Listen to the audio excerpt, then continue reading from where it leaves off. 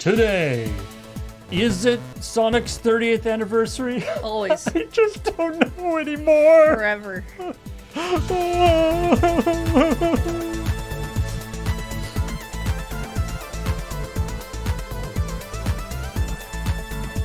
Anniversary will continue until we say it doesn't. I'm almost glad that we had to do that take so many times to really like get to that last one where it's the one we used, where it's just the breakdown. You did like 3 takes, Yeah. and the ones that didn't happen was the story started, and you were like, "Nah, I wasn't fast enough. Yeah, I want to come in a little faster. I want to do this I other didn't get thing. whiny enough there."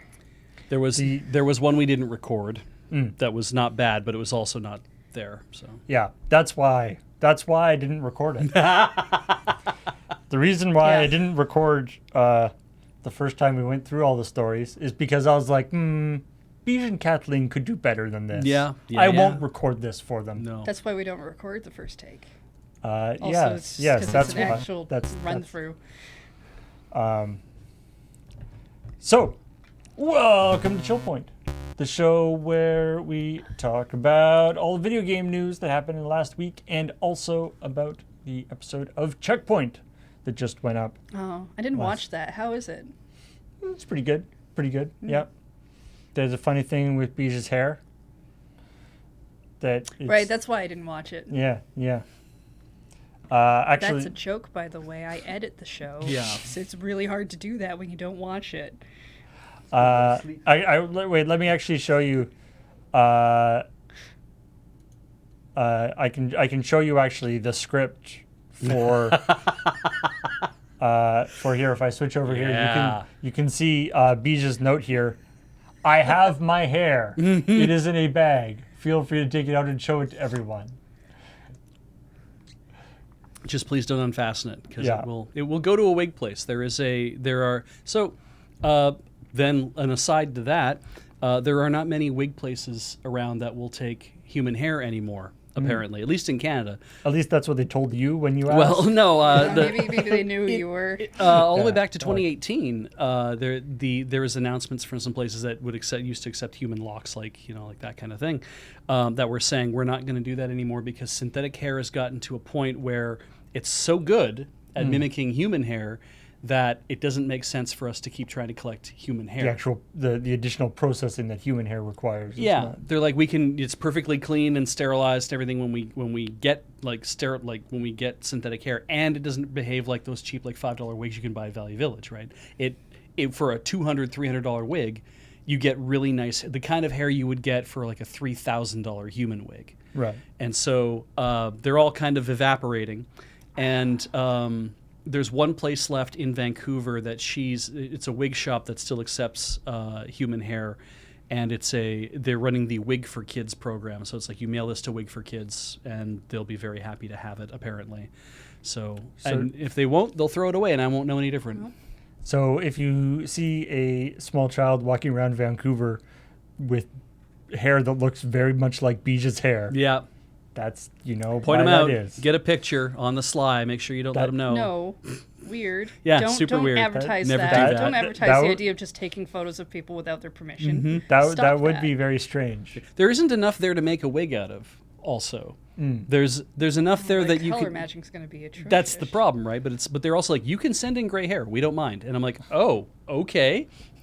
It would be interesting to be. You do hear you talking about people who have a relationship with, or they get to talk to like somebody who had like a transplant. Yeah, you get my kidney, and we maybe have a conversation. Yeah, but the idea that you be like, maybe give somebody like some pointers. It's like how you want to, how you should shampoo the hair. Exactly. It's like it curls if you do it this way. You want to do it like, give them some care and service. And that hair is very curly, so hopefully that will also be valuable. That's not like pin straight or anything like that. So I need to point out that I'm not making faces because I'm grossed out by any of this, because I'm not. I just keep having really weird flashbacks to cosplay days and having to care for wigs. You really need to take good care of your wigs. You really do, yeah.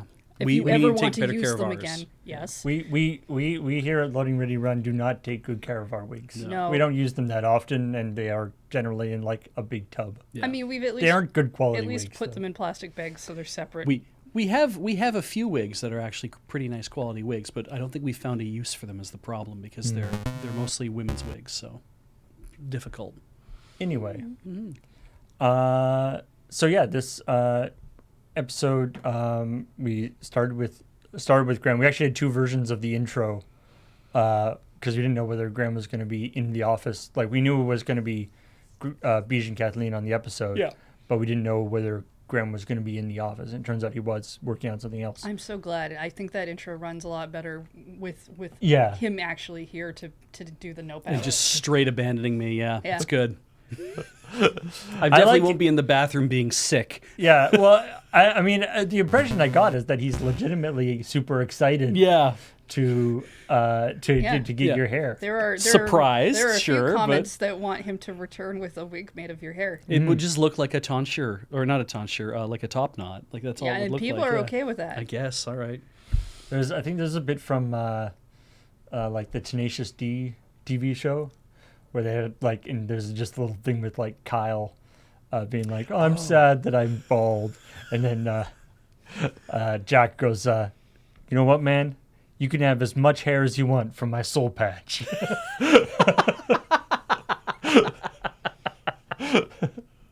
Jack Black doesn't rock a soul patch anymore. No, I guess he does gave it to not. Kyle. Yeah, he's got a full. He got the full like pandemic beard. Right, yeah. I don't know if he had it before the pandemic, but he's got like a serious like grizzly Mountain man beard, yeah. Yeah. That's good. And then we went into a series of stories, which, as I think somebody in the comments were like, all of Bija's stories this week were like, not the news, but how the news affects him personally. Yeah. Yeah, I even commented on that because it's like sometimes I have nothing important to say.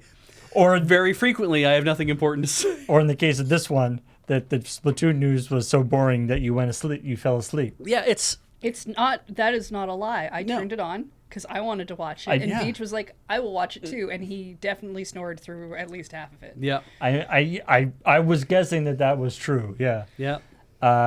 What was interesting for me about this was finding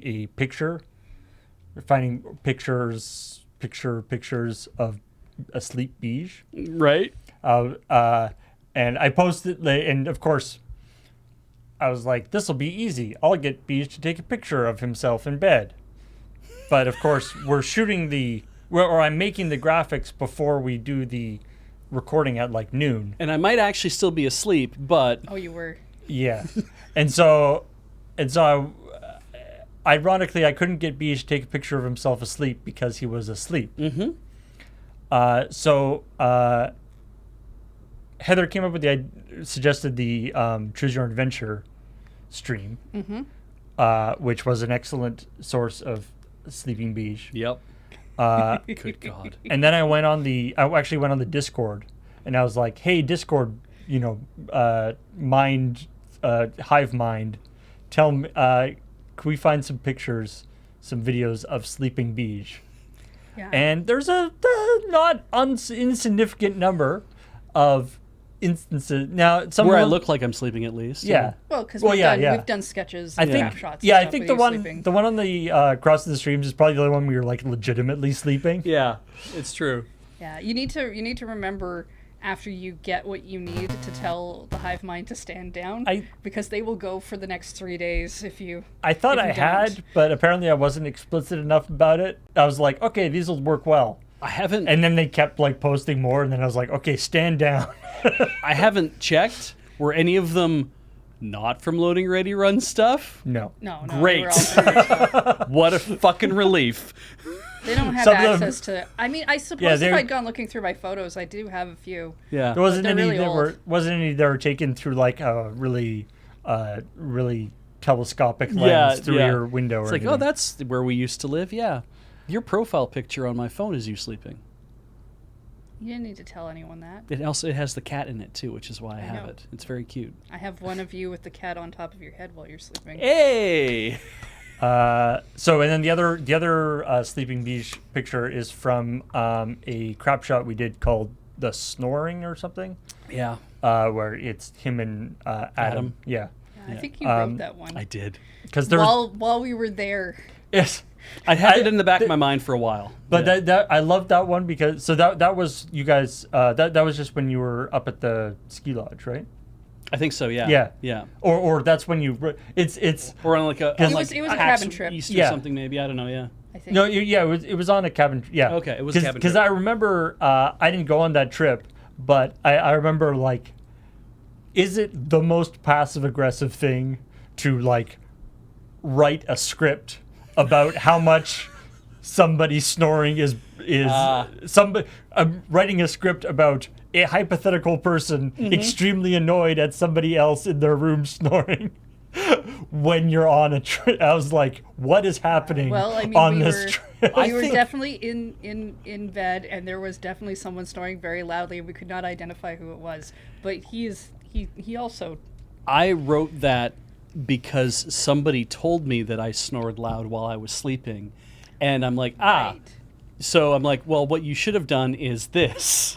Right. Yeah, right. Because then I would have had you- this existential crisis. You had that in mind, and then when we were there and you heard that, you were like, "Oh right, I had this thing." Yeah, You we were could do reminded. this. Yeah. Yeah. Snoring is a tricky one, right? Because it's like, you of course can never tell, right? So other people can tell. Like I've been told that I snore when I sleep, Yep. but I don't know. Yeah. I have no evidence one I mean, way if or you're another. not waking yourself up while you're snoring, then good. Yeah. I'll be watching YouTube, and then I'll be literally watching it, and then all of a sudden I'll go like and wake myself up. Yeah. But I will have not missed anything in the video. Well, your eyes don't even close. It's a really weird thing to see. Yeah.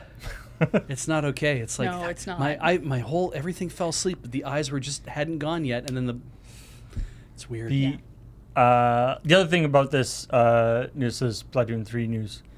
The other thing that I thought was particularly silly. So there's Deep Cut, Yes. who are the new idol group that is going to be, I guess, the sort of spokespeople for the. Yes, the Idol group does like kind of a news show-esque thing to introduce what's going on for like the new Splatfests and everything, and then they do concerts. It's very Carnival based this time. So. Yeah. But I just love that they're sort of. It's like because of the setting of the new Splatoon is the sort of like in a city. Mm-hmm. Yeah. And so this new idol group, Deep Cut, they're like, they've got like, they're cool and counterculture, and they got like graffiti going up, and their first song is called Anarchy Rainbow. Yeah. And it's like they are literally like not even any kind of exaggeration. They have been literally created from the ground up by Nintendo to sell this game. Like you couldn't. They are the essence. They're not even selling out because they weren't anything beforehand. It's like not- they are the essence of a corporate shill. Yeah. And yet there's Anarchy Rainbow, and they've got like all this stuff. It's just like they are literally the mouth of the company. They're just selling a look. They're not an underground band of any sort. Yeah. They have no will outside of what the company tells them to do because they are a fabrication of the company. Yeah. Look, I don't care how much of a krill sellout they are. There's now 7 Splatoon idols. Yep. Where is my Hatsune Miku Splatoon-esque idol game? Yeah. Where is it? Yeah. The Splatoon music generally slaps pretty good. Yep. Where is my music? They're gonna have game? 3 games of it. Now the interesting thing, did the Splatoon 1 idols Squid Sisters, Callie and Marie. ever interact with the Splatoon 2 idols? Yes, kind of technically. Is it? And just Pearl and what are the chances of us having? One of them, they're in the solo story mode thing. I just they're part of the aging group stuff. Is there a chance of us having like a 7 idol super group team up? I hope so. Don't sell me on this game, Paul. I've already said I'm not going to buy Splatoon 3 because I know deep down I don't want to play Splatfest. It's not the genre I want for a game. Or did Big Man just eat them? I mean, I don't think they'd be in his particular diet of food. Do you remember the names of the other two in the group? I don't. Shiver.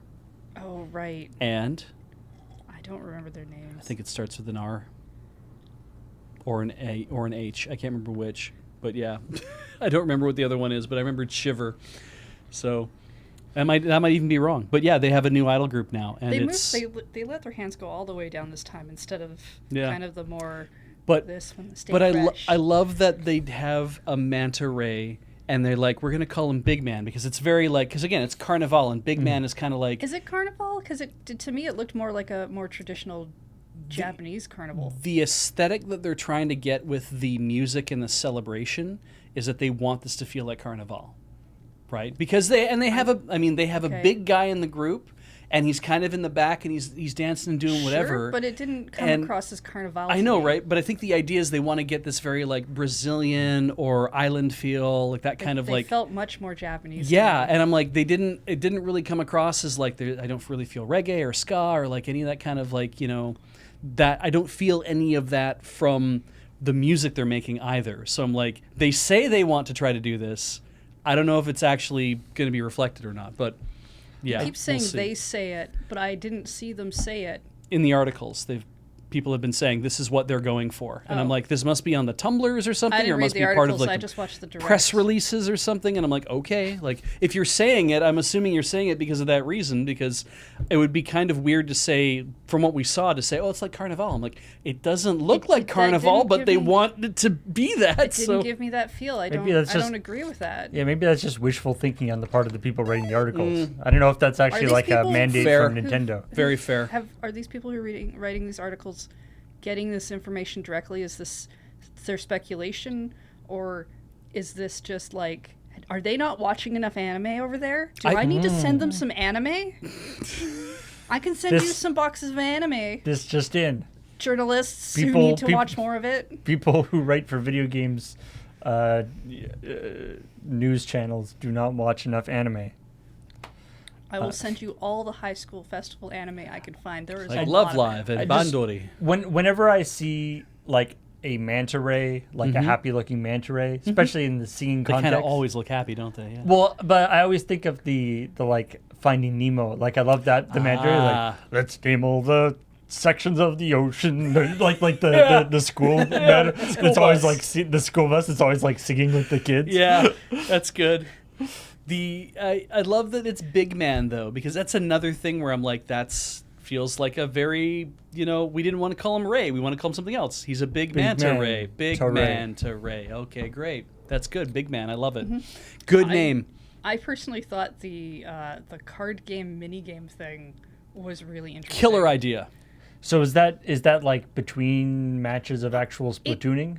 It looked like there's a table set up in the city where if you want to go play this game, you can just go play this game. So it's just a totally different game embedded within. Yeah. It's like a card puzzle kind of game where the cards have different patterns of tiles put on them, and when you put them down, it colors everything in that color, and you're essentially doing a grid-based Splatoon turf war with cards. Wow, lovely. And I really think it's neat. That kind of sounds like something that would work well as a separate mobile game or something. I know. As a little puzzle game. Also, the best name for that windshield wiper weapon. Yeah. Splatana. Splatana is such a good name for that. They drop a Splatana. That's so good. He drops a sweet Splatana. I love Splatoon's aesthetic, and I love everything they do. I just don't want to play a turf war game. I'm so shit at the game is the issue, right? Yeah. No, I'm curious about the story mode stuff, because in 1 and 2 when I played that stuff was really good. I enjoy that part of the game. Yeah. But I mean, it'd be interesting if they I do start making like other games. I need a Splatoon anime. I need a Splatoon rhythm game. I need a Splatoon grid-based tactics game. I need anything that is not the Turf War thing. You can keep Like the Turf War thing, but give me the spin-offs that you're at 3 iterations now. Clearly this should get spin-off games now. Yeah. Give me what I want.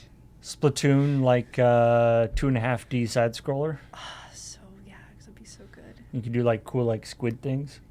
Yeah. Color the ground. God, yeah, moving around as a squid, Turning into a squid. And using- And you can color things. Yeah, there could be it could be a whole because you can you can run out of ink while you're shooting stuff while you're running around, and then but you can also like I need to get up that wall, so and then you just swim I mean, up the wall. Hue is already a thing. It's a great game. Anyway, so this all this info came out about Splatoon, by the way, because there was a Nintendo Direct on Wednesday about it. Splatoonic. Oh, I play it. Okay. Next story about talking about Super Punch Out, Yeah. Oh, right. and this Such is an super. odd story. This is neat. So there's a cheat in Super Punch Out, the original. Well, not original because that would have been Punch Out, but the version for Super NES way back in the day, a cheat that has previously gone unnoticed that allows you to play level select or like character select and then also play 2-player. And so it's like actually, all the characters that the computer usually plays are actually like rigged or not rigged, but like They have command there's function. button mappings to make them do all their different moves. Yeah. And my favorite response to this was somebody in the comments was like, "You mean we could have been playing this whole time?" Well, maybe not this whole time. I mean, like for the time when it 28 came out, you're like, That But it's like a cool 2-player game. That people like you had it. yeah. And you had the Super Nintendo. This isn't like a ROM hack or anything else. No. This was you had the game. It's like if people didn't know about the upside down castle part of Castlevania. Oh, right? yeah. And it's like there's this whole part of the game that people just haven't played. See, what's funny about this too is that I swear I heard about this years ago, like it was in Nintendo Power or something.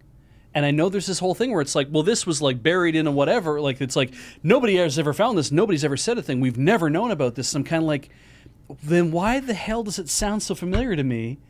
Or is it? Or am I just thinking of like another game that had a similar kind of thing where it's like you can unlock a 2-player thing by doing this? Like. Well, yeah. Are you having Berenstein Bears moment? Maybe, right? And people, I mean, part of the reason why probably this people never figured it out was because, of course, Super Punch Out is a 1-player game usually. Yeah, you would never have assumed. There's no reason why you would even have the other controller plugged in, or, Yeah. or you would be messing with it. Yeah. So yeah, like realistically, this was like the reason why this was in it was probably more of like a debug mode. Like obviously it's not balanced because the whole point of Super Punch Out is that the guys you're fighting, at least above like the very first couple guys, are way better than you, and you are effective. Like Super Punch Out is actually basically a rhythm game, a secret rhythm game. Like it looks like a boxing game, but it's actually sort of a rhythm game. And so the idea is that you're fighting whatever Mike Tyson and different people, but the only way you can win is because they have a predictable pattern that you can use to get around. So if you were playing against another player who has all the moves of that person, but also doesn't follow the pattern, they're just better than you. Yeah, because they're going to be way stronger than you because the whole point is that they start out stronger. So Yeah. So good luck, I guess, but.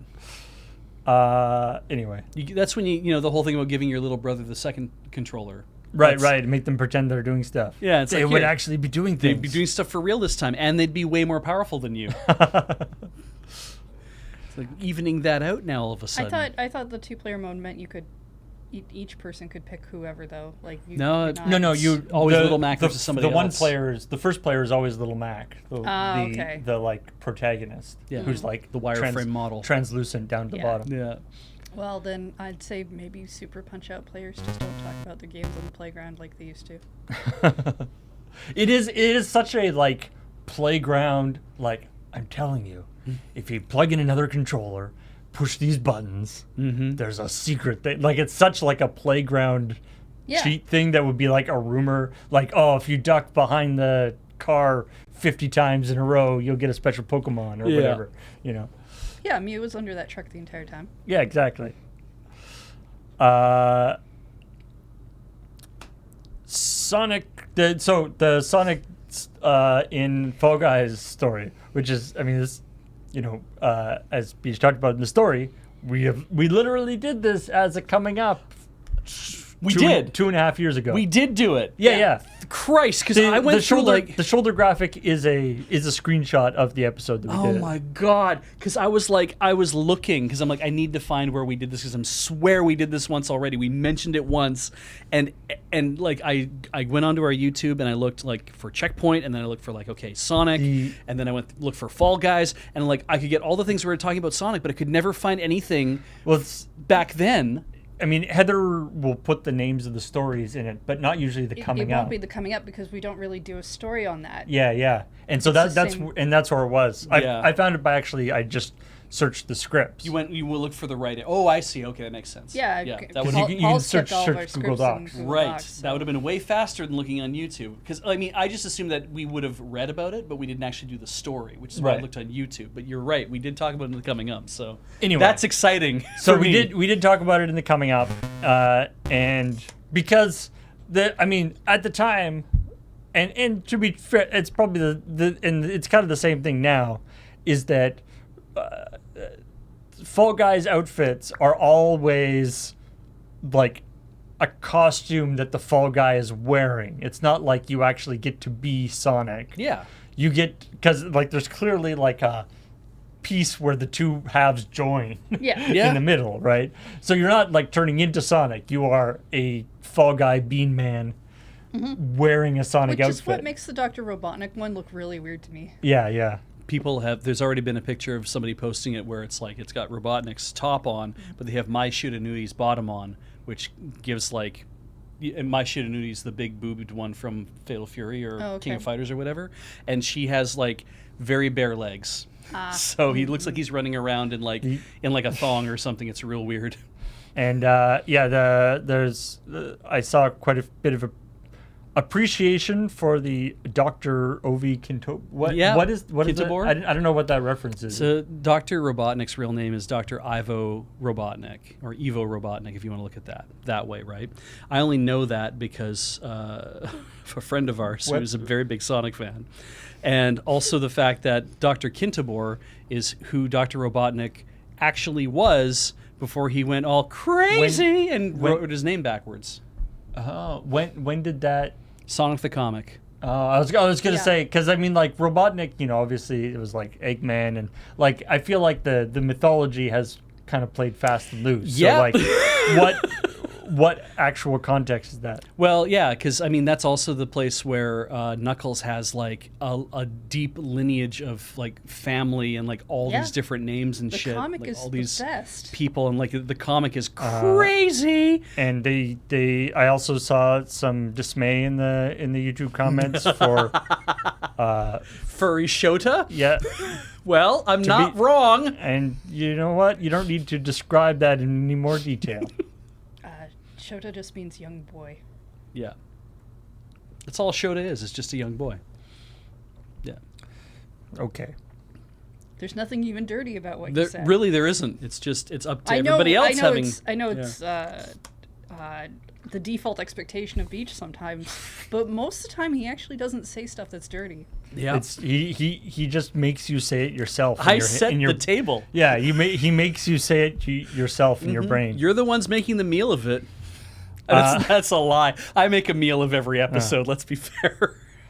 And then the last story here was a very interesting one that Kathleen tracked down herself. Actually, this is not one that was in my list of stories that I marked for the week, and about the Machinery,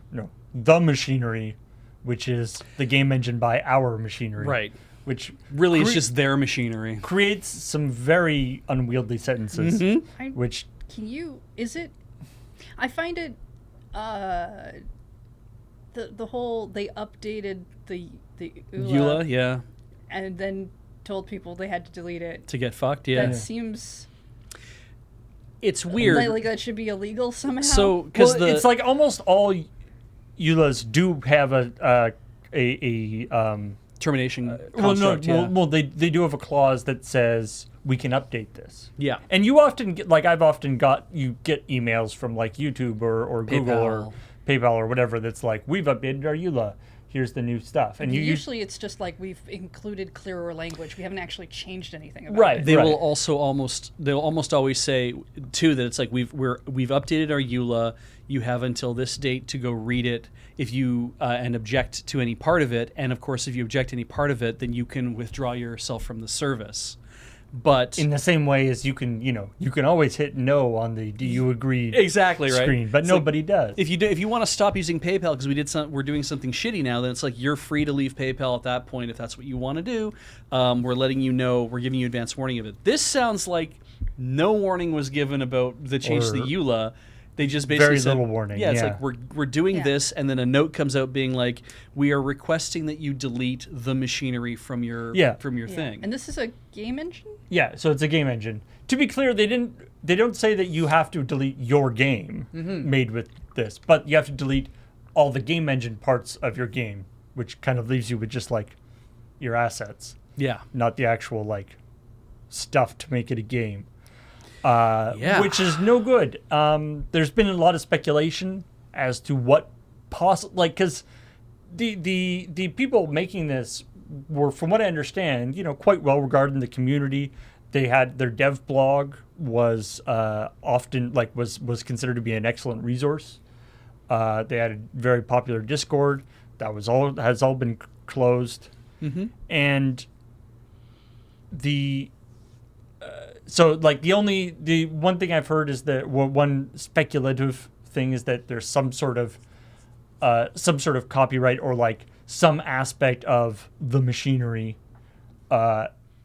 turned out to actually be somebody else's, some large scary company's intellectual property, and so they've got to. So we do know that now. No, we don't. Oh, we don't. No. This is speculation. Okay, thank you. Okay, this is sorry. speculation.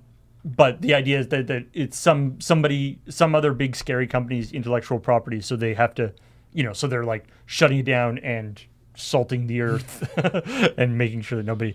So it seems to be some sort of damage control for something.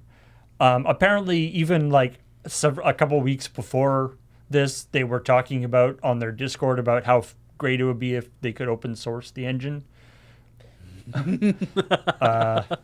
Yeah. Okay, well, so maybe this is a story we hear more about later, where maybe we do find out what happens. It might take a while. I'm curious. But maybe. Yeah. I mean, I to be honest, I don't know, like, if there is a precedent for how one does shut down a video game engine in a good way. Like. I was trying to think of like other high profile video game, like there's video game engines that have stopped being developed. Yeah. But then you just are stuck on whatever the last version of the engine was. I assume it's just like you usually move on to the newer engine. Usually you have the license for that. Yeah, like if you're developing that version of the engine. If you're doing something in Unreal 3, you are still licensed to use Unreal 3. There's no more support and there's nothing else, no more development going on, but it's like you have a license for Unreal 3, so your game can continue to exist using that engine. Unreal 4, Unreal 5 are out. Unreal 5's out, right? Yeah. Okay, I think sure. up to 5 now. And it's like they're out. You're probably not going to move your game to the new ones anyway, but your game as it was before can still continue to exist in this case. And it's kind of weird for them to be like, "Hey, so we're pulling the engine and you can't use it anymore." And I'm like, that's interesting too, because if I've developed a game based around your engine and I released it already, let's pretend, you turning around and saying you can't use the engine anymore and therefore you have to delete your copies of the engine, it's like, I don't know if you can do that. Like if I've already released a game, it's like you can't really tell me to pull it back. Like, I mean, it's like back in the day on for D&D, Dungeons and Dragons 3.5, Right. They did this thing called the open gaming license. No, they had open gaming license, and then they had D20 stuff. Okay. And there were two separate runs where it's basically whether you want to just use the concept of like the mechanics of D&D, or whether you want to actually use the all the lore and stuff. Okay. And tons and tons of people made things with both systems. One was the one that was just the mechanics. Right. Was open source. Mm-hmm. Like it was. This was back in. They were effectively trying to make a physical version of open source software. Right. This is back when WotC was kind of a very sort of hippy dippy before Hasbro bought them out. Yeah, fair. Yeah. And so the licensing under and the open gaming license was a perpetual license. So anything that was printed under open game license was that. Yeah. That's it. Yeah. That's it. The other one where you could actually use the real stuff was not. Well, I mean, lore and whatnot is probably. But people found that out when WotC pulled the license For the D20 side. for the non-OGL side. Yeah, for the Okay. non-OGL stuff. Yeah. And they were like, we're pulling this license. You have to pulp anything that you printed with this.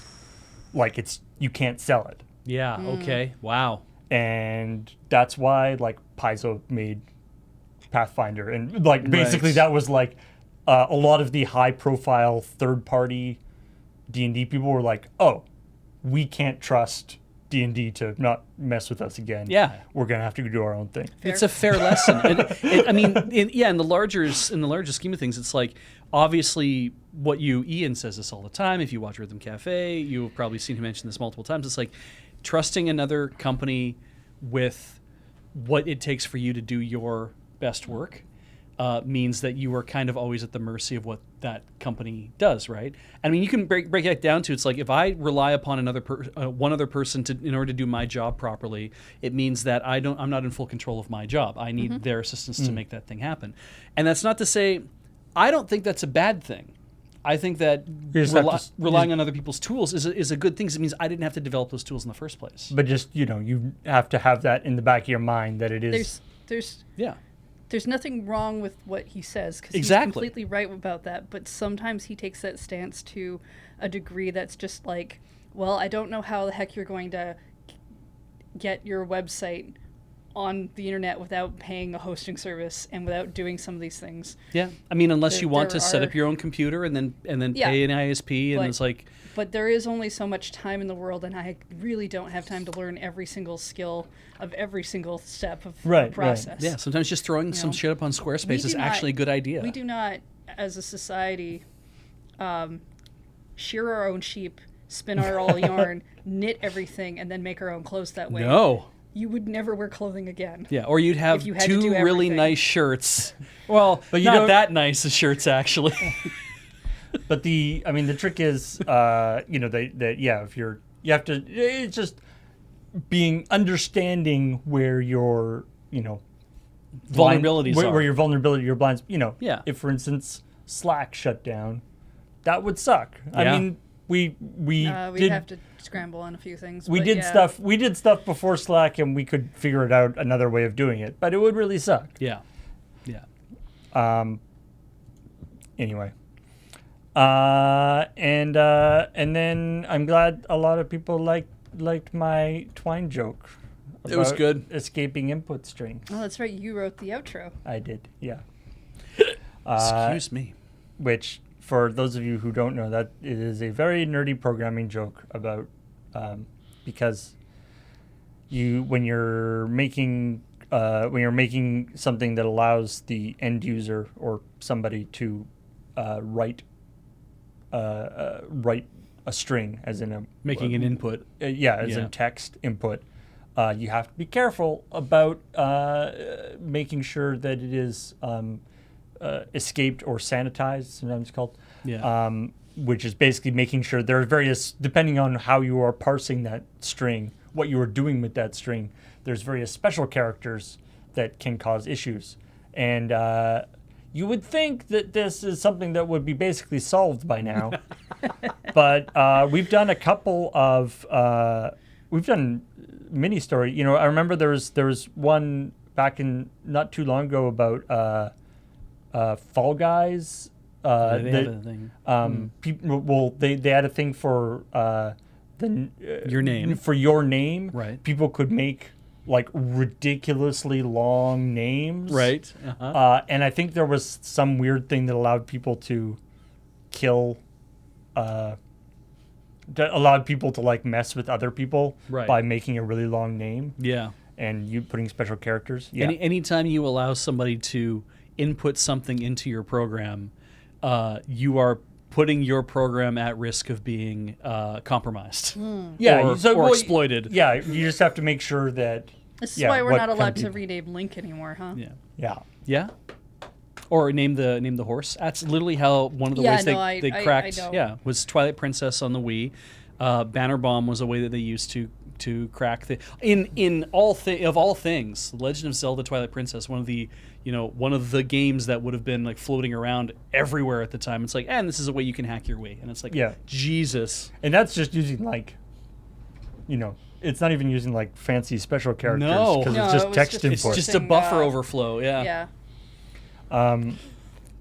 Yeah, it is. It is one of those like weird things that you don't really think about until it catches you a couple times, and then Yeah. you start being very paranoid about it. But when we say input as well, and it can lead to things being exploitable, my favorite example of that is Super Mario World tool-assisted speedruns, where they reprogram the Super Nintendo to run a completely different game.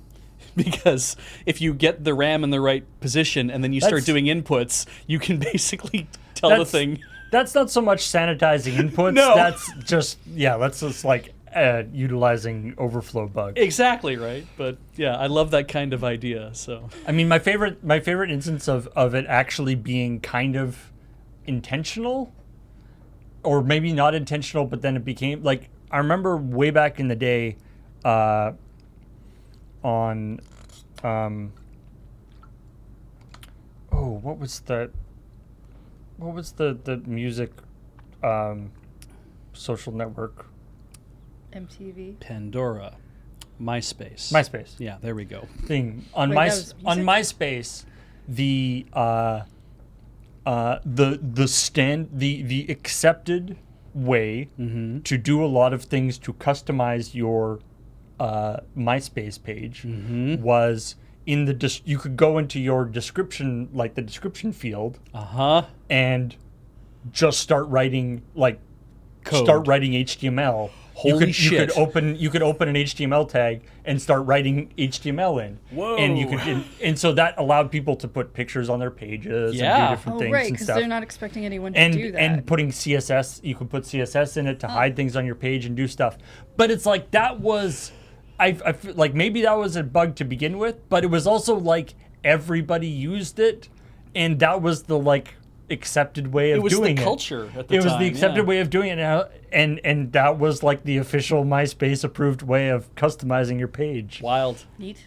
Yeah. For a social network to say, we'll let you go ham. And people did. Anyway, let's start talking about some of the stories we didn't talk about Already. during the show. Starting with Repac-Man. Yeah. I mean, So I that's- wrote a coming up for this. And you wouldn't think that there would be that.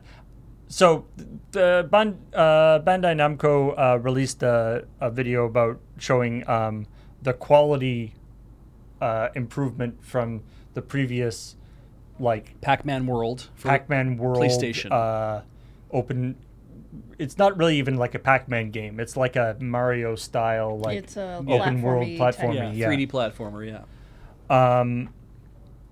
Let's not say open world, because I don't think it is strictly open world. Okay, well, 3D platformer. Yeah. Yeah. I guess it's not open world in relation to Pac-Man. Yeah. The actual Pac-Man game. Open I guess open I world should say. has started to become a term that Yeah. you're not quite sure what More- it actually means in terms of that. Yeah. Yeah, Has anyone more- modded him into Skyrim Yeah, yet? Like, more Pac-Man than more open world than original Pac-Man. I keep mispronouncing it, but promise myself from now I'm going to call it Skyrim because it's Yogurtland. Skyrim. Yeah, Skyrim. Anyway, Does the map loop? I don't think it does. No, it doesn't. So they released this a video showing the improvement, which is pretty substantial as you might imagine. I feel like this is there you go. There's some like Pac-Man-y stuff in it. So this is the original. So I feel like this game this is like the epitome of the like that doesn't look that good. I don't see like didn't really improve it that much. Yeah. And then you look at what the original was like. I mean, a lot of it looks like they're just like rendering it at proper resolution, And yet, then there's some moments like this where I'm like, oh, lots of lighting and with effects. like lighting and stuff. Yeah, and then you see there's like a battle against a ship that's coming up in this, which I was like, when you see it, it'll be like this. Oh, you literally redesigned the ship and the... I'm disappointed we couldn't see whether the new ship has angry eyes. on it. And like the... Oh yeah, this guy is totally different looking. Yeah. Oh, there we go. You can see the angry eyes. Oh, I kind of like the old angry eyes better. Anyway. So it looks better, which Yeah. is cool.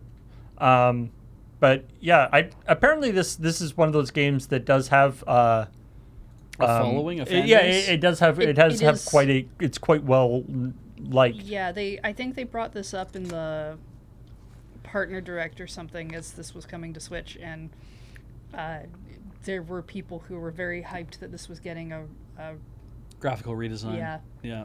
I mean, in the same way as there was a Pac-Man cartoon, and stuff. We sort of go, really, Pac-Man? Like, is there that much to the like? How can you make a more like? Why would you do that? But they made it like there's a whole myth. There's also a video that they made. They posted like the intro video, which is like Pac-Man is like there's like a party, and then the ghosts all come and like one by one kidnap all the Pac family people, which is like there's like a dog and like an old man. Yeah. Oh, I didn't know about Yeah. them. I knew there's like baby Pac-Man, but It's very Burger Family-esque. I think it would be funnier if this game was about Pac-Man having to actually pack, like, for a business trip. Or it's something. like it's just little booties inside. I feel like that's case. just need a waiting. hat. That's just waiting to be like an itch.io game or something, like PACK man, Yeah, where's my Pac-Man? like a little just like a little We little had game jam. unpacking, and I'm totally for like a packing game Oh yeah, like just reverse unpacking, or where you just packing. try to put things in boxes, fit them into boxes. Wait, is that just Tetris? I don't know. I mean, it's Is like, that it's Escape from Tarkov? Maybe it's like if you start packing a box, Paul, and you fill in the bottom row and it completely disappears on you. Right. That's a bad not the sign. kind of packing you want to do unless you are actually trying to get rid of stuff. I mean, if that's how like merch fulfillment worked, I'd be really happy about that. To hear that it's like they filled a box full of stuff and then disappeared and showed up in somebody else's hands. I'd be like, that's great. Always the buy a trick is- full box, free shipping. The trick is making sure it reappears somewhere. Yeah, if it just disappears and they don't have to mail it, it's like great. If you received it, awesome. Ah. Do you remember? Alex apparently did play one on Watch and Play. Huh. Did you ever play Pac-Land? I did not. It was a side-scrolling arcade game.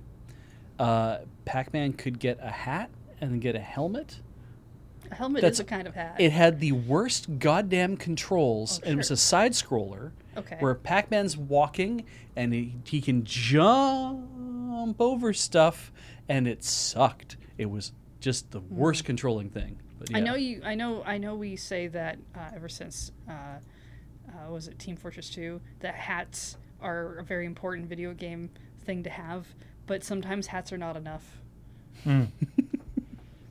Sometimes you don't just need hats, you need Hatsune Miku. That's not a segue, by the way. That's just No. No, but I really like that. yeah. Good pun, Paul. What I am actually going to talk about is Pokemon, Great. Yay! but it's not about the new Pokemon thing. Oh, no. Although we will be talking about that. But there is a online illustration exhibition Yeah. that is open right now, and which sounds weird when you're talking about like an online exposition. Is that not just a website? It is not just a website. Well, they're trying to make it like fancy, Yeah. and part of that is they're treating it like like an art exhibition in the sense that it is open. It opened on the 10th, and it will be going until October 23rd. Okay. And they've got quite a cool. Here, let me switch over to. Yeah, this isn't like Wikipedia. It's not like I just sat down and like read an article on So cards. They've got this whole like cool interface that you can use. You can like go, ooh, look at this guy, and then it will go give you like high resolution That's version of the art. It cool. says in the articles that there's like information about them, but all of the things I open up don't have any info in it. Which if there was like stuff about the like creation and like how they came up with different Pokemon Cards? and stuff and Oh, different I see, the different art and things.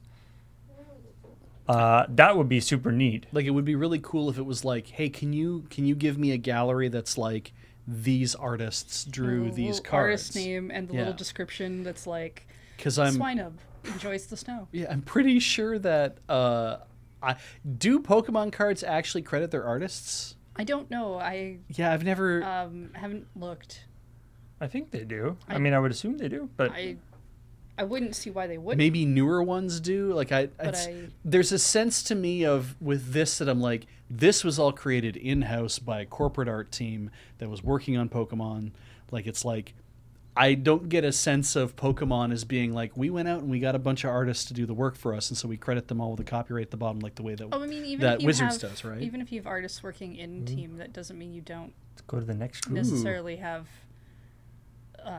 non-credited going on. Yeah, like I would hope that people would get credited for the work, but it's it would be neat. I'm always fascinated by, especially with some Pokemon, like, it would be neat to see sort of the story behind. This guy's Coral. That one's pretty straightforward. But hey.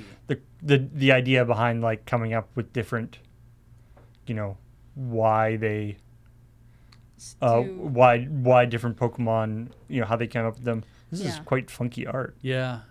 This is just through the the Pokemon.com website. This is a special Pokemon card be antique.jp. Because I just assume you'd be able to get through it. Probably, yeah. All of this isn't like this is like the only version of this card, right? That's from Sun and Moon. Yeah, like so some of them are like specific. There's only was like special editions of the cards. They do different sets. Yeah, like you get with Magic, generally based upon whatever the current Pokemon game is. I think. Right. I guess that's kind of a thing, right? Where it's like Pokemon cards are literally just Pokemon, right? There aren't like instants and sorceries and like all that kind of stuff. It's not down to like, oh, I have a card called like Opt or like that kind of thing. It's like different types of cards, right? But the cards like it's like, oh, if I have a Slowpoke and he has an ability, that's what I'm using him for, is for that ability that I'm casting whatever that Slowpoke is because it has that ability that I can do that thing immediately, right? Sure. I don't really get how it works. So. I don't know. I cannot answer your questions about a thing that I have no knowledge of. Yeah, that's fair. I'm kind of just throwing it out there. People are going to tell me in chat. So, because like you just said that they're all Pokemon cards, but I think they also have what is essentially what would be like your mana, but they're like energy cards. Okay. And I don't know if there's an equivalent to like instants and sorceries, but there might be. What we're looking at is the gallery that shows off the Pokemon. Yeah, so it's kind of. Sorry, this gallery is the cute gallery. Oh. This is just all the cutest Pokemon. Great. So top notch. all the first level Pokemon that haven't evolved yet. They all have illustrated by person name in the bottom left. So anyway, it's just kind of a neat way of showcasing. Obviously, as with Magic and with a lot of these TCGs, there's some super neat art. And so it's neat to be able to have a cool way of showcasing it. Boop, boop, boop. I guess going along with that, though, talking more about other newer Pokemon. Pokemon Scar and Violence. Yes, Pokemon Scar and Violence. There's been a bunch of new info come out about that, specifically about the difference between the two, Yes. which is going to be very substantial, like quite a lot more substantial than previous Pokemon games, at least All right. from what I understand. What is different? It's a different professor. Yes, In each game. that is I Different think, professor in each game. The school that you're at is different. I mean, that school difference kind of just looks like you get a different crest color more than anything. Though. I mean, all the theming is different. Like Oh. your school outfit is different color. Is the color of like it's either purple or. Yeah, but it's not like I don't think it's a significant story difference. But it's not like you're like, oh, well, I'm being led by the caveman lady, so I'm in a caveman school. Or I'm in like a super sciencey high-tech school because high-tech man is the one leading me or whatever. I we're don't doing know. Arts versus sciences. Well, apparently, like there's I mean, going to the be. theming is like past and future. Yeah, so who knows whether there's going to be. So yeah, the Pokemon professors, world and story themes. are gonna be Okay. different. So I don't know. It seems like they might be quite different.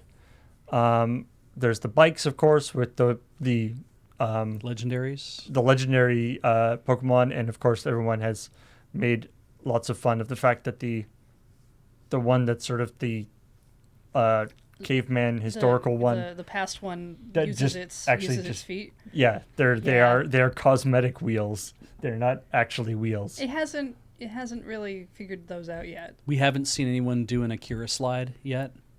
They haven't animated any of those, Not that I've seen. which is should have been one of the first things they did. It's Koraidon and Miraidon. Yes. Yes, Koraidon. Kodai is past and Mirai is future. Yes. So you can That's see- why the past and future. But they also sound Theming. like Ride On. Yes. Ride On. And I'm like, Yes. that's great. That's, again, top notch. Good But naming. yeah, so citrus versus grapes Yeah, schools. yeah, and then here's your outfit. Okay. So team citrus or team grapes? Which are you? And and apparently, like, so I know it seems like even more so than in previous Pokemon games.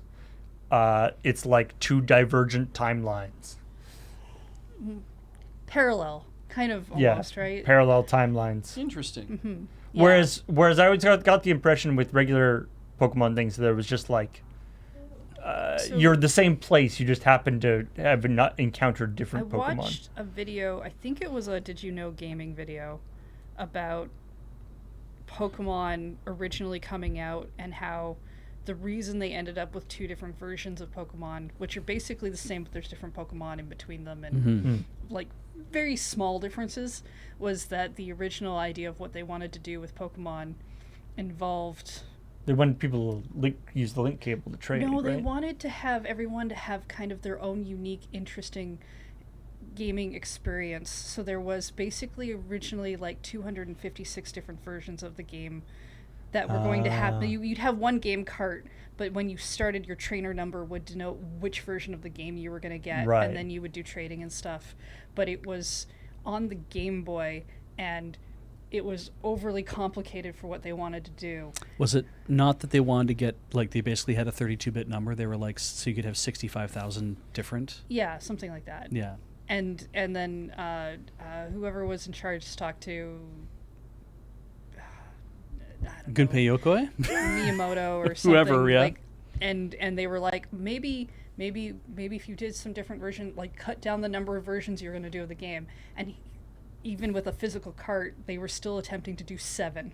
And then they cut it Interesting. down to 3, and then it ended up being 2, and then they got like the third one later and Right. and whatnot. So the original idea was more supposed to be, we want people to go on an adventure and have a game that feels different compared to everybody else's game. Right. So if they have like 255 Pokemon, one particular playthrough might only have access to, 150 of them. Yeah. and randomly choose. And, That, I and mean, just so that could when be you're cool. talking to people, and like that's a concept you could really do today. That would be a lot Well, easier. Yeah. And some games have done. But it's interesting because it's like I feel like that there is that sort of this like kind of quaint idea that kind of stuff used to come up a lot, like the magic. The story of magic is like that too, where Richard Garfield's idea was that there are so many cards that nobody will ever be able to know what all the cards are. Yes. And so, when you're playing with your friends or whatever, you're always going to be seeing new, different, weird cards. Yeah. And so, maybe some cards are more powerful than others, but that's okay because only like one guy, like there might be only one copy of that card around. And Yeah. So, Yeah. but not understanding and not anticipating the internet and the thing where people can be like, Yeah. didn't realize that people would be like, I'm gonna buy a booster box and open all 36 packs. Yeah. And the link cable thing was supposed to maintain certain numbers on the Pokemon that you traded so that you knew that Pokemon came from a specific variation of Okay. games Yeah. and stuff, and like a lot of really just really interesting ideas that they ended up not being able to totally push in. And Right, so right. why wouldn't you do that But like, in a Zilog Z80 based system? and now of course, there's all the like the Pokemon, now there's all the like not only are all the Pokemon obviously known. Yeah, it's like but they 1,150 know, of them. But they know all the stats of the Pokemon, even the ones that the game doesn't actually tell you. Yeah. They know all the secret stats. Yeah. And it's all in spreadsheets and everything. You can look it all up and evaluate the different things And so it's to kind min of max you completely. there's this wild idea of like, what if, so because people said in chat, like, well, why didn't they ever do that? Which is an interesting point, because it's like back then trying to get the Game Boy to do this kind of heavy lifting for constantly having to figure out and like marking things and being like, okay, because if you'd had to generate all of this stuff right off the top, you'd be like, you'd have to be doing that in the background, or it'd have to be doing it every time you go to a new area or whatever. But ultimately, and then you're trading stuff with other people, I'm like, sure, but we could do it now. Yeah. You could just have Pokemon drop on the Switch and be like, it's just Pokemon, and everybody gets a randomized experience, and wouldn't that be great? And I don't think people would find it great, because part of what makes Pokemon so appealing to people is the community aspect of you're all playing in the same community. Yeah. So I mean, maybe that would have been a wrong move. Like Yeah. maybe. It might not have taken off in the same way. It could just be that they're stuck kind of in this formula of this is what people see Pokemon, and if you mess with it too much, Yeah. there is a fear that no one will want it.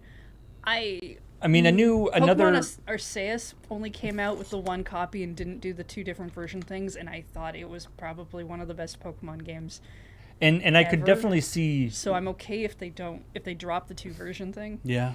And I could definitely see like a Pokemon Arceus sort of, Gaiden side story, like doing another Pokemon thing where they are experimenting more, doing a thing with like it, randomly generates what set of 200 Pokemon or whatever are going to be in your game. I just don't think they'll do it with a main story. Or at 'Cause least I not feel like immediate- they're going to be set in that path for a very long time before, like, and it's not like they haven't made improvements, like, and we're seeing that with even the new game, right? You get your cool little motorcycle pal who's going to be your transportation for everything, right? Which is something they were kind of doing with. I think Sun and Moon was when they started introducing Pokemon that you just called to ride upon. They were in your party. You didn't have to use the HMs anymore.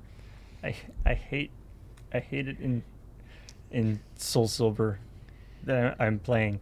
Literally, like half my party is guys who I have to have in order to actually like just move around. In order to actually do all the stuff, you need so many different abilities. You should try Arceus. You get a magical flute, and when you make friends with them, or they trust you, or whatever story, whatever thing you got to do in order to get them, you call them, and they just immediately show up under you. Or in case of the one Sneasel? in case of Sneasel puts you in a backpack where your eyes poke out. And then Sneasel walks you over the mountains. I had to stop using Sneasel as much because I just like, this is my character now. I am Sneasel. Oh no. Sneasel makes me feel safe. Sneasel is the best. It's Eric Kell mentions at this point having two versions each generation is seen as part of the brand identity, and I'm like, that's an excellent supposition, right? That it's like, I'm sure they look at this and like, we know that by releasing it this way, we know not everyone's going to buy both, but there will be people who buy both. Or when we do the refit, you'll buy Sun and you'll buy Ultra Moon, or vice versa. But it's like, this is seen as part of the thing you expected of Pokemon. There's always going to be two versions, and while they wouldn't necessarily have to, you could just sell, this is Pokemon Scarlet and Violet on the same thing, and then you just select which one you want to play, and that's what you end up doing. It's like there's nothing stopping them from doing that kind of like twin pack. They've dropped doing the 3rd edition. Yeah, they haven't done that in ages. They've done DLC packs or whatever, but they've not done 3rd version of a game in a long time. Yeah, like I assume that Scarlet and Violet are actually the same disc, just with like a flag. Yeah, I think like that's all the factory. All the Scarlet content is probably on the Violet disc. The remake of Sword and Diamond Shield? and Purple. Oh yeah, that's Purple, what it was. Pearl. Brilliant like Diamond that. and Shining Pearl. Have it set at the factory. And people know that because they did things and found out that it just does whatever. But I don't the other big difference, because this is supposed to be the open world Pokemon game, is that there's 3 different stories you can do. And one of them, the only one they wanted to tell us about and not tell us about the other 2, was that you can go fight gym fights. And I was very disappointed. I was like, okay, so there's the going to normal be story. 3 stories that you could complete. Like gym fighting, and I'm like, I know about that one. I don't want to know about that one. Tell me Gym about fighting, the other 2. such an amazing new story opportunity. Though I like that as the idea, like there's 3 ways you can go, and 2 of them we're not going to tell you about. We're going to tell you about the one you know exists already, because we want you to start wondering about the other 2 are going to be. Well, that's a great tease. I also assume it's the we need to tell you that gyms still exist so that you don't freak out that we're taking gyms away. That's fair too, because people definitely are like, Pokemon has to be a certain way. I'm trying to remember. If it's one thing Pokemon players like, it's gyms. I'm trying to remember if the Pokemon centers basically look like gas stations in the center of things for your motorbike mod, but I might be making that up now. Wow. I'm excited for this one. Yeah, definitely should be. I'm getting violence. I just like that you get your Master Cycle 0 at the start as opposed to having to fight some fucked up desiccated monk. I mean, I assume there's going to be maybe another legendary near the end, or as part of post-game thing that you can get that they're not going to tell anybody about. Just a faster motorcycle. Because that just be... I mean, it could have 4 wheels. Fuse the 2 of them together, and they turn into this they just turn into this sweet car. You're just like, yeah, all right, cruising down the street, my 2 legendaries. They showed the multiplayer of everyone getting together, and everyone's on their their bike, and I'm just like, we all look like we're part of a biker gang, a Pokemon biker gang. This game is going to be great. You just have one foot on each one. Yeah. You're just like riding in between them. Overwatch. To talk about something different. Yeah. We'll be here all day. It's their 30th anniversary.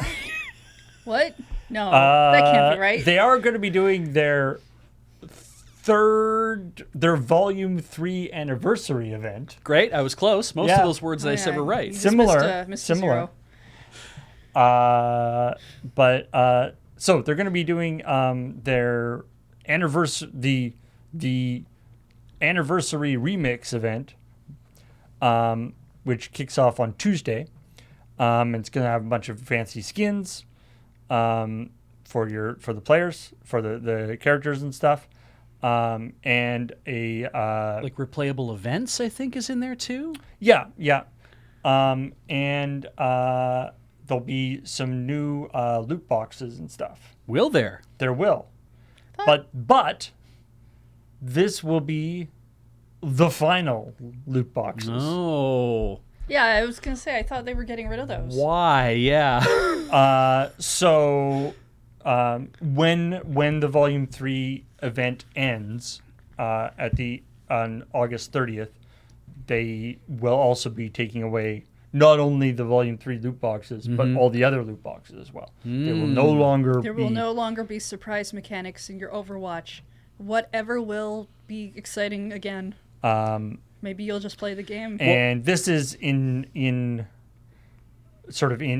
anticipation of Overwatch 2, which is coming out in October. Right. Which is going to be a straight up free to play game, which will also not have loot boxes. Right. And what has been So- teased so far is that Blizzard's intention with Overwatch 2 is season passes, battle passes, that style Yeah, I of mean, that makes play. sense for their kinds of games. Yeah, which I don't know if that will also lead to the kind of like Fortnite V-Bucks buy yourself skins kind of attitude. Yeah, they've said that they will also be selling cosmetic items. And, Yeah, so So there we go. microtransactions Okay. will be there. It just won't be within loot but boxes. yeah, I can get behind that. This thing costs a amount of money. You spend that amount of money, and you get the thing. Yeah, even if that's the thing you get is I get to play this for 3 months. Or it's buying cosmetics in video games obviously is a big thing. Some people don't care. Some people do care. But the fact is, being able to just spend the money and get it rather than having to do all the bullcrap loot box stuff. Now, what is fascinating to me is, despite all the arguments and hewing and crying and gnashing of teeth that has been going on regarding loot box, and we have done that. Don't get me wrong, we are definitely not in favor of yeah. the whole loot box category. Anyway, if you go to the comments like I did, what a mistake! You see people who are angry about the fact that now this means that they'll have to pay to play Overwatch 2, and whereas before you could play Overwatch and you could get all the cosmetic stuff just by constantly playing the Kind game, of.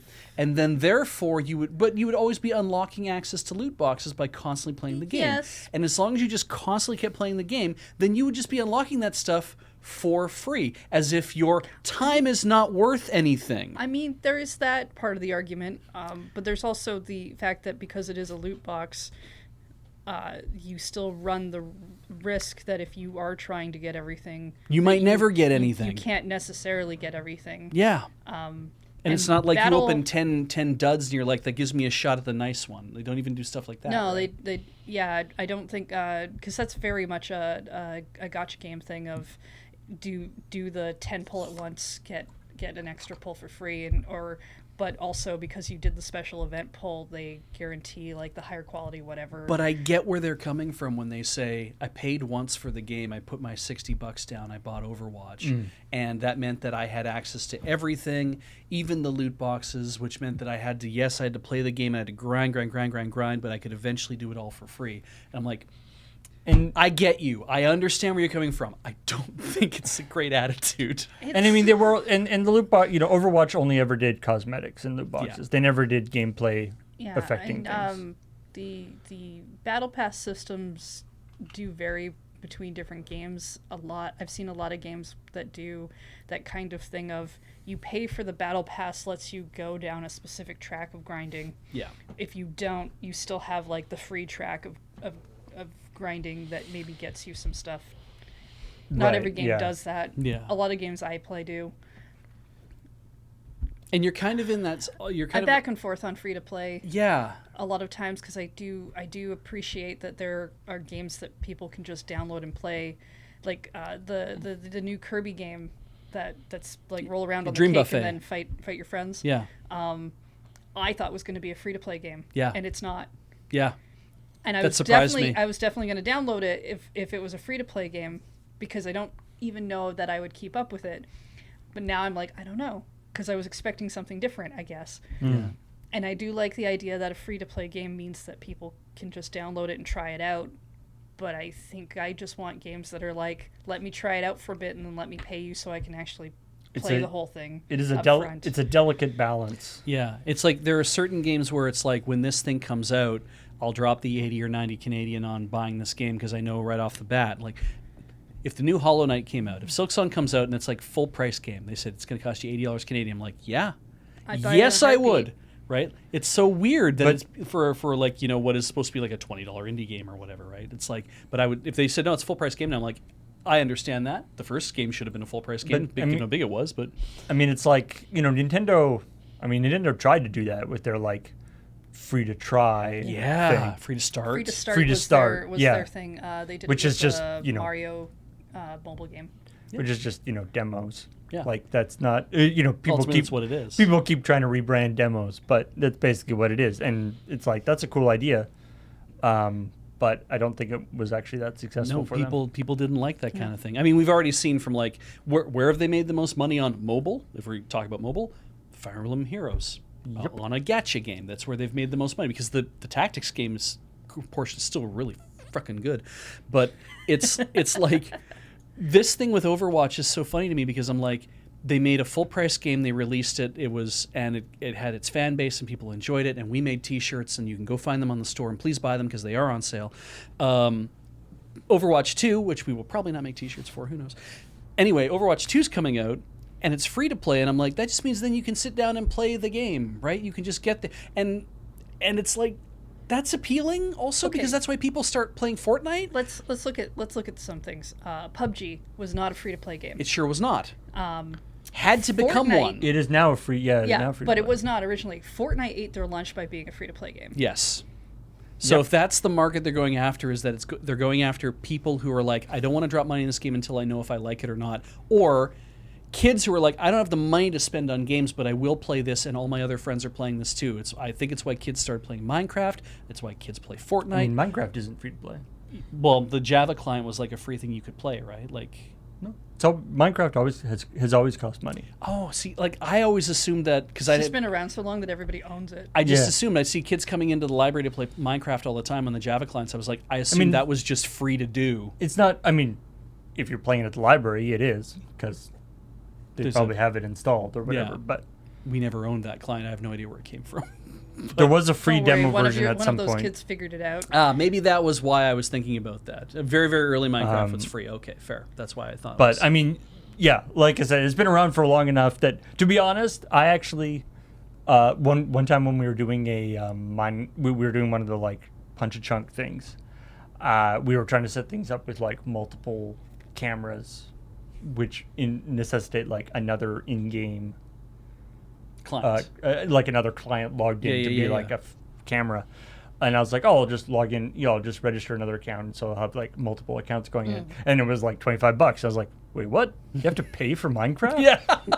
Oh, yeah, I guess you do. Yeah. Or you just, everybody has a copy of I it. mean, perception of how much you think something should cost will really change how you feel when you find out the actual cost of something. Right, Yeah. right. Right, like see in video game forums all the time. If you've been primarily playing Nintendo games, you're very used to the idea that their games almost never go on sale, are always kind of like the full price thing and whatnot. If you're coming from PlayStation or Steam sales or any of these things where games immediately go on sale like literally Yeah. a month afterwards, and you come over, it's very shocking. Yeah. When I got a Switch, it was like 2 years after the Switch came out, and I was like, this will be great. I'll pick up some, the Mario Odyssey and grab some of these older Switch games I never caught. And I was like, they're still $80? Yeah. What the hell? Player's choice has not been a thing for a while. Yeah, but I'm a little. I mean, they did do a player's choice on The Wii, but and not I the Wii think U, I the don't Wii U- think. I I mean, never the saw Wii U player's might choice not on the Wii have U. lived long enough to get it. Yeah, I think that might be the reason Is why. kind of where I feel on that. I do feel it's a little weird that Switch hasn't. Yeah, but hasn't also done it yet. if you want to play Breath of the Wild, Paul, and you don't have a copy of it already for whatever reason, so many of us do, and It's we'll true. lend you a copy if you want to play it. So, But it is weird though. Like I'm used to either. I mean, I've got Xbox Game Pass, so Yeah. I can play a lot of games on there. Or like Epic is giving away games all the time, or there's ridiculous Steam sales or things. So it's like, you do get into a different kind of mindset, and it's the same thing. I mean, that's part of the reason why Nintendo has had so much trouble on mobile, right? Where they were like, we're going to put out a good game and we're going to charge $10 for it. People are like, $10? Yeah. For a mobile game? I don't think so. but it's a really good game. It's like I don't care how fucking good it is. It's, Yeah. it's But again, 10, it's that- 10 of my dollars. It is that perception thing. Yeah. yeah, it's an And- interesting feeling. Like I mean, I notice it in myself, and yet I still can't. I It's do. hard to I don't. overcome I it. don't. Yeah. I don't. I'm not against anyone who has those feelings. I understand them. It is why, like, when we used to rock New Day Tuesday, if there was a game that I was like, I'm really interested in that, but I really don't know, I'll just buy it to play here, and if I really like it, then I won't charge the site for the game. But if I don't like it, I can charge the site for the game, and the game can belong to the site. Yeah. Makes sense. That's how I got into Mario and Rabbids. When we were doing Unskippable, like full time for the Escapist, that was great because we would always have the discs, so I would be always could play whatever I wanted to. But You probably played a lot of Atelier because of that. I didn't have to play every game we did on Unskippable. So much Atelier for you guys to catch up on now. I'm okay. The Overwatch 2 thing, though, the other thing that bugs me about this a little bit is that free to play is also, because it is like, let's get a bunch of people in here and playing whatever. It also is part of that. The reason why that exists, and like with paying for battle passes or whatever, is we need to try to entice people to get in and play this game because we need grist. We need people to be ground up into small bits by people who are good at the game. And it's because we need chum for the whales.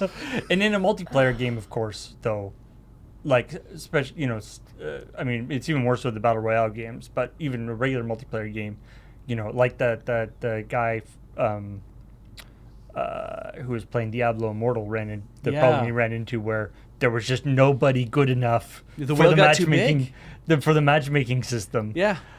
You have to have a certain critical mass of people before your games are popping off at the right time. At constant speed. Exactly. And it's, but yeah, it's really interesting how these different. I always remember the. I think it was a Penny Arcade. Or maybe it was just like the news post that went along with the Penny Arcade comic, talking like when WoW was pretty new, and WoW has always had a subscription fee. So now I think it's free, and then you pay the subscription fee. Originally, you bought the game, and then you paid a monthly subscription. Yeah. That's true. But that's why I never played it. Yeah, well, but really? That's the reason why. That was a big reason why. I had friends getting into You still Warcraft. buy the game? Oh, okay. There's I think you get up to like level 20 for free, then you have to buy it or whatever. But anyway, the Penny Arcade Tycho was like, congratulations, Blizzard. You have basically invented a way where I have to rent my friends from you.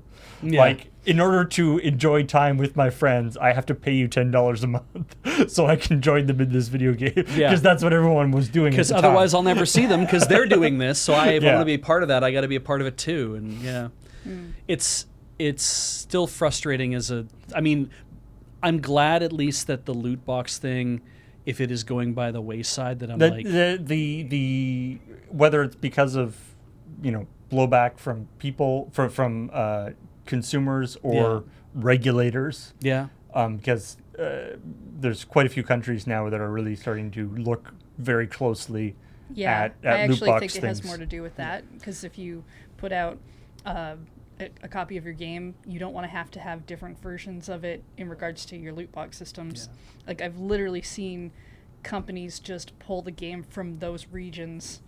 Yeah, because they're mobile, like, we they're can't change it. I don't want to we don't want to have. And the amount of money we're making in that region probably doesn't matter to them anyway. It's like, what if Belgium doesn't like this thing? It's like, we had 100,000 players in Belgium. I have 14 million people worldwide. I can lose 100,000 players in Belgium. So I really do think it's like the regulation is just like, if we take the loot boxes away and we bring in battle passes, or we do whatever, things that aren't like gambling. We don't have to have different versions of the game, and we don't have to worry about that so much. Yeah, is where I really think that comes down to.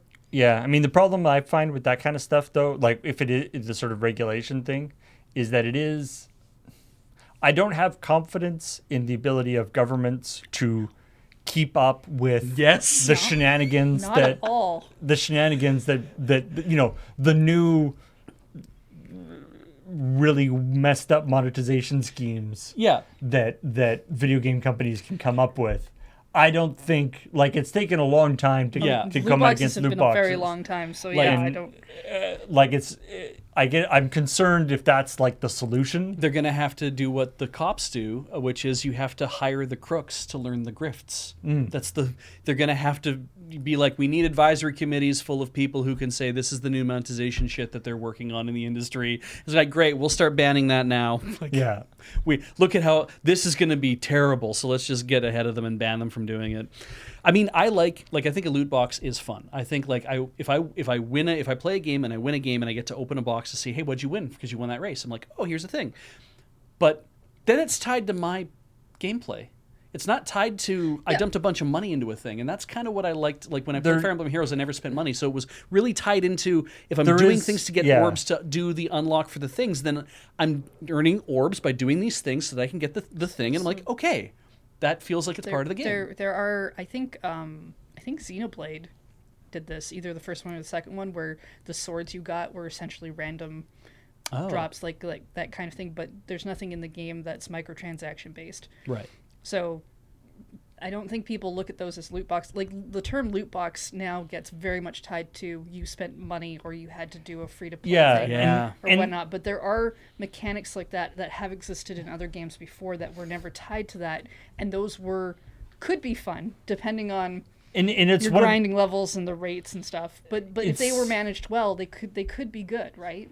It's one of those things where there's so many little knobs that can be tweaked, and it's like, and we as a society, as a video game playing public, have there are certain times when they tweak one knob too hard, and we go, nope, that's too much. Yeah. We're not going to take that, which is good, but then they dial it back a little bit, and then they push it a little bit further. They can kind of ease you into it.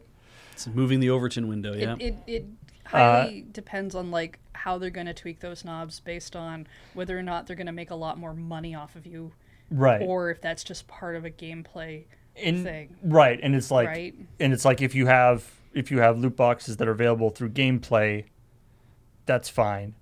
But if loot boxes are also available to buy to accelerate things, then that changes the dynamics and then it becomes like the ones that you get through gameplay take forever to get. Yeah. Except all that stuff. Yeah. Anyway, that's it for news this week, or at least all the news that I thought was interesting enough to talk about. Because really, it's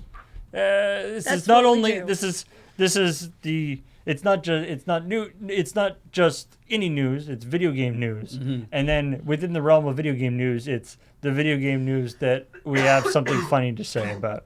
Or that we want to Think is interesting. discuss, or Think that is interesting in that some we've way. seen. Yeah. 'Cause sometimes there's just a lot of it. Yeah. There's a lot of places you can go. There's some places that are just press releases, and that can be useful in their own rights. But Paul won't let me talk about Pokemon for like more than like that 15-minute block that we did. So I thought we got a pretty good chunk talking about Pokemon. we could go longer. I mean, yeah, we could, but we got other stuff to do. Paul has places to be. Yep. So, thank you everybody for joining us on the show.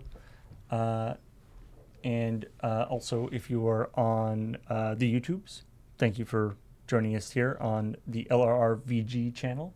Please subscribe and hit the bell if you are not subscribed. You can check out the other channels section to see what all of our other YouTube channels are. And if you like the show and you want to just drop a couple bucks on something, super thanks, I think, are available. They will be available on the video. I guess that's the other thing. If you need to find links to like basically all of our stuff, check the description of the video, because I think we put in almost everything now. Yeah. Like the Discord and the store and all the other YouTube channels. To Twitch, if you don't know how to get to Twitch, I got a link in there for you. People are wondering if these are real. These are real. I'm shit. Okay, here I can turn them off and on again. Watch. There, I turned them off. I can turn them back on. They believe you. Shit, they don't turn on. Yeah, there we go. They're coming back. Good. Yeah. Good job. That was well coordinated with my turning off the overlay. and turning back on the overlay beach. Good job. Yes. Don't let on. So, thanks everybody for watching, and we will talk to y'all later.